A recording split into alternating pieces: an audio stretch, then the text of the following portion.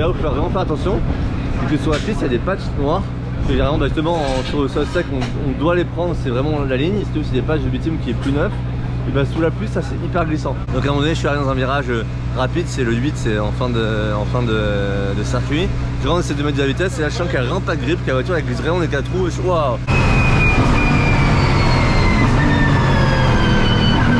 Vous voyez quand je vous dis que c'était piégeur, là, la radicale a un peu tapé à l'arrière.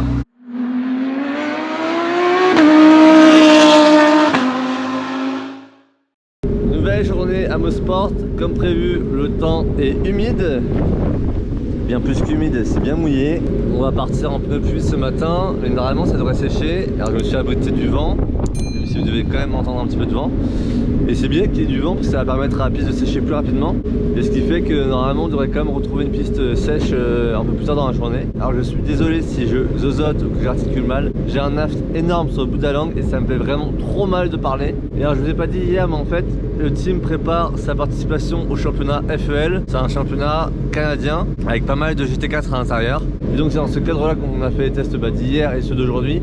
Donc là il y a des pneus pluie sur la voiture. On va voir si ça grippe quand même, on va voir également la condition de la piste comment c'est, s'il y a de l'eau qui est stagnante, s'il y a vraiment beaucoup d'humidité ou pas, pour préparer les voitures et le team aux courses qui vont arriver pour le championnat. Je mets la GoPro sur le casque et je vous embarque avec moi dans les coulisses comme d'habitude. Bon les gars, ça y est, c'est parti pour la première session, on va voir comment c'est sur la piste.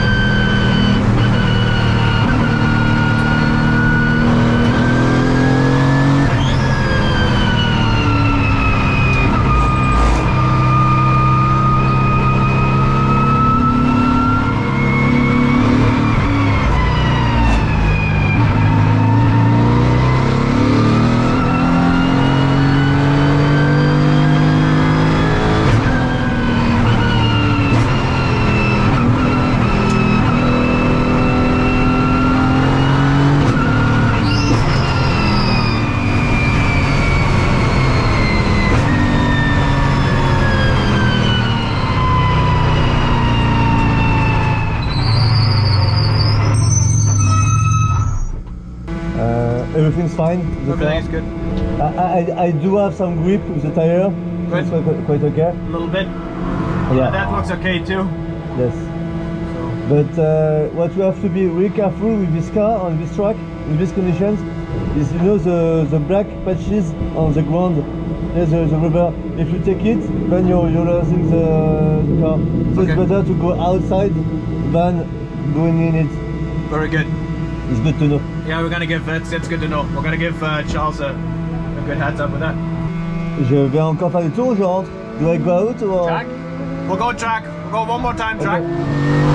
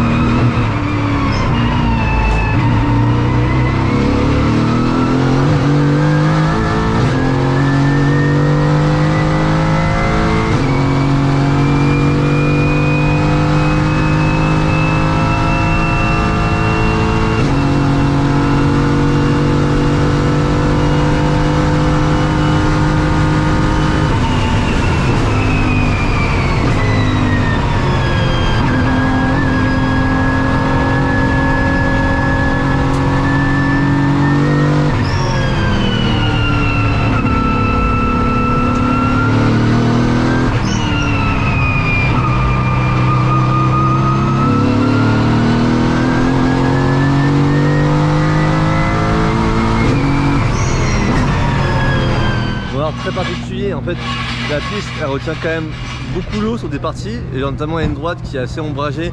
Là cette partie là est vraiment très humide, donc faut vraiment faire attention. Au départ je connaissais pas trop le niveau de grip de la voiture. En vrai le niveau de grip global de la voiture ça va, c'est pas ça le problème. Et là il faut vraiment faire attention, c'est que sur la piste il y a des patchs noirs. Et vraiment bah, justement sur le sol sec on doit les prendre, c'est vraiment la ligne, surtout c'est des patchs de bitume qui est plus neuf. Et bah sous la pluie ça c'est hyper glissant. Donc à un moment donné je suis arrivé dans un virage rapide, c'est le 8, c'est en fin de circuit. Je rentre, essaie de mettre de la vitesse et là je sens qu'elle a vraiment pas de grip, que la voiture elle glisse vraiment dans les 4 roues et je waouh.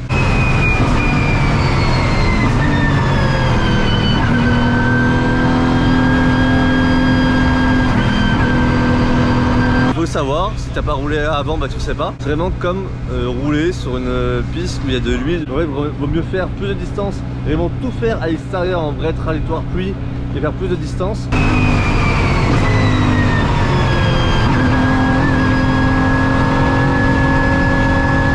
Que d'aller sur le patch noir, parce que le patch noir c'est vraiment très glissant et là il faut vraiment faire attention là-dessus. Donc de manière générale j'y allais vraiment prudemment, on n'est pas là pour faire un chrono, c'est plus ça pour justement tester un petit peu la voiture et notamment apprendre. Et là en fait c'est bien de savoir ça pour après pour faire les courses pendant la saison. Au moins tu sais que bah, sur ce circuit là, s'il se met à faire humide, il faut vraiment pas du tout aller sur les parties noires. Et sinon à part ça, bah, cette voiture met toujours autant en confiance, hein. Sous la pluie tu changes un peu de traction control, l'ABS, tu mets des valeurs. Au départ je suis parti vraiment très bas en valeur de traction control.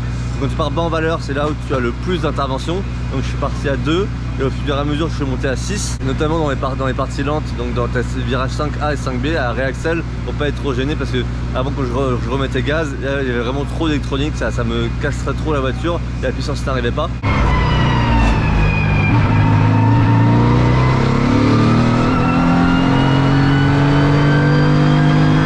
Donc au final j'ai monté, j'ai mis en 6, j'aurais pu aller en 7, mais 6 c'était bien, c'était un bon compromis, au cas où il se passe quelque chose, que je perde la voiture, au moment où tu as l'électronique qui rattrape. Et là les conditions étaient vraiment très piégeuses. Donc c'était bien d'avoir ça, de rouler dans ces conditions là, pas prendre de risques.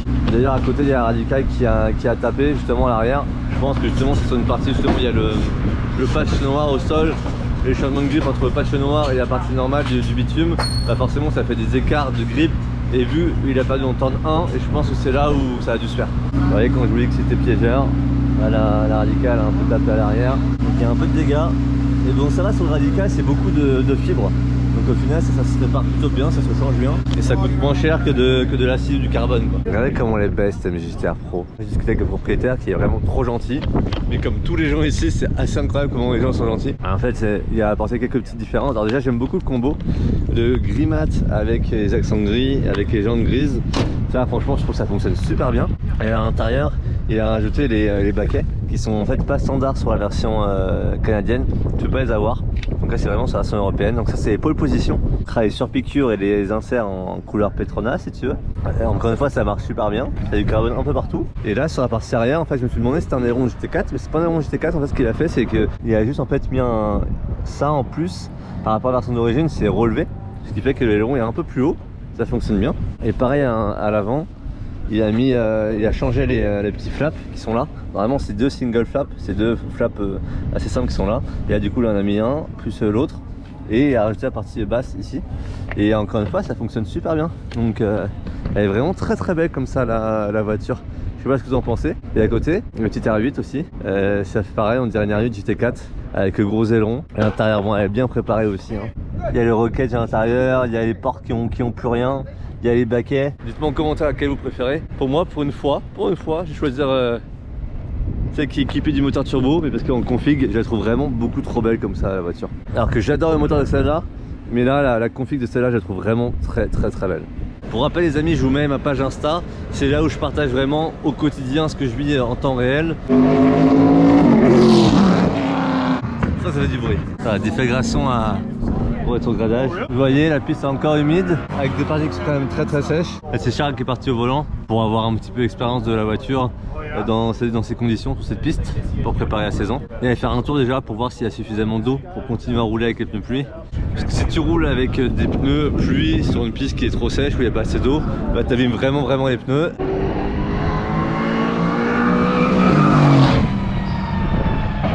Quelle que soit la piste dans le monde, tu trouveras toujours une GT3 RS. toujours une GT3 RS sur une piste. Particularité sur le continent américain, les arceaux, cages sont interdits. Donc par exemple sur une GT3 RS ou normalement en Europe, ils ont tout arceaux. Et en Amérique, t'as pas d'arceaux. Donc généralement ce qu'ils font, c'est qu'ils les font livrer séparément et ils les montent après.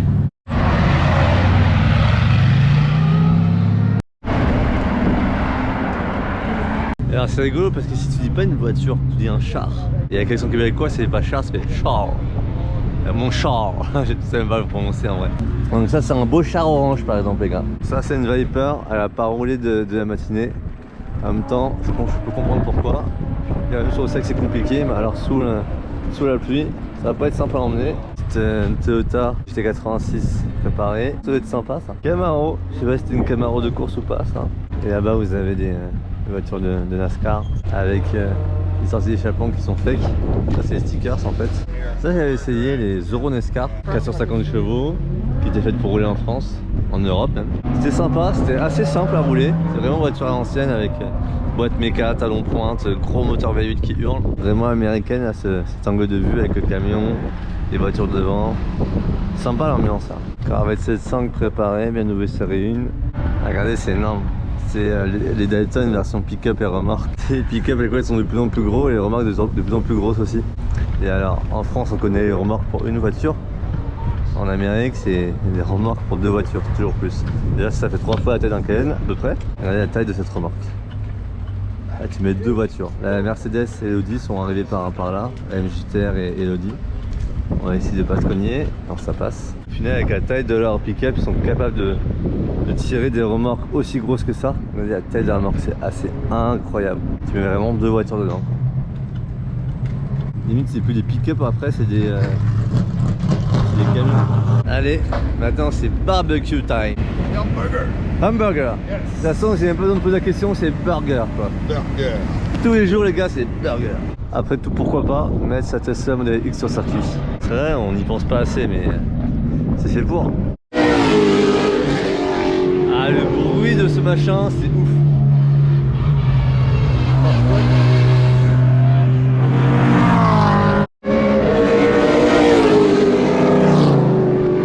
À chaque fois qu'elle passe, ça me démonte les oreilles. Et ben ils ont vraiment été roulés avec leur Tesla Model X là, et en fait ils roulaient vraiment pas mal. Hein. Visuellement ça donnait vraiment pas mal. Allez, deuxième session d'après-midi. Charles remonte dans la voiture. La voiture en chauffe. Le 9, donc ça a grippé un peu plus que tout à l'heure. Après entre les deux il n'y a pas photo. Regardez comme il est beau ce casque. Voilà. Ça y est, il y a Charles qui revient, la voiture arrive. Le son, écoutez. Ça me détruit les oreilles. Du coup je vais reprendre le volant après lui. Allez, nouvelle session, c'est parti.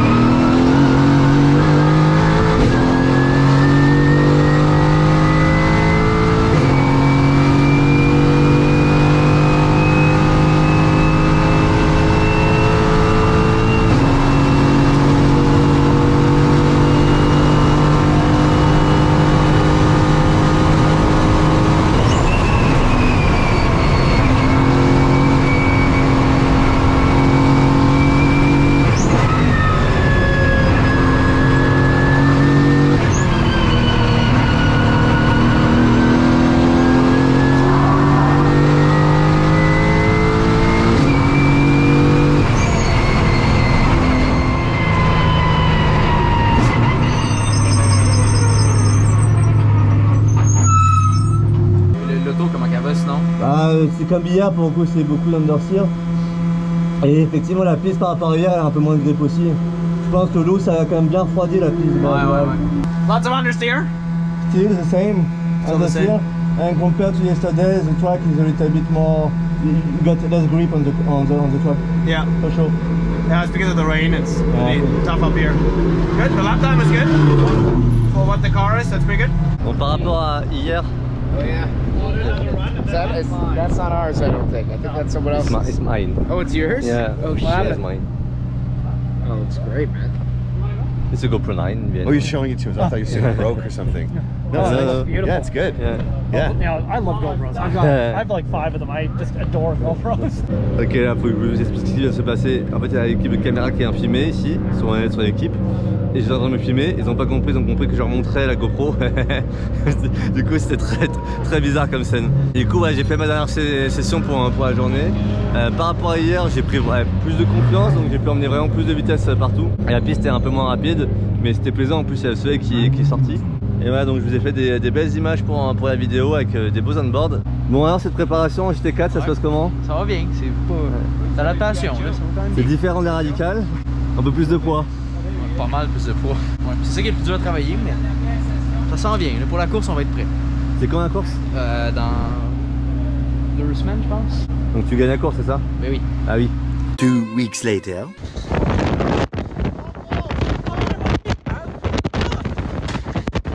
Bon les gars, je vais arrêter de filmer pour aujourd'hui. J'espère que cette découverte de Mosport avec cette Mercedes AMG GT4 vous a plu. Pour moi, c'était un gros kiff de découvrir la piste avec cette voiture. Si tu veux voir la suite de mes aventures au Canada, je t'invite à t'abonner. Mets ton plus beau pouce bleu. Un nouveau merci à SH Karting et à Really Racing pour cette opportunité. On va vous suivre cette saison et qui sait, peut-être que je serai au départ d'une des courses. Dis-moi en commentaire si t'aimerais me voir faire la compétition sur le sol américain. Moi, je te dis à bientôt pour une prochaine vidéo et je te laisse avec ça. Ciao!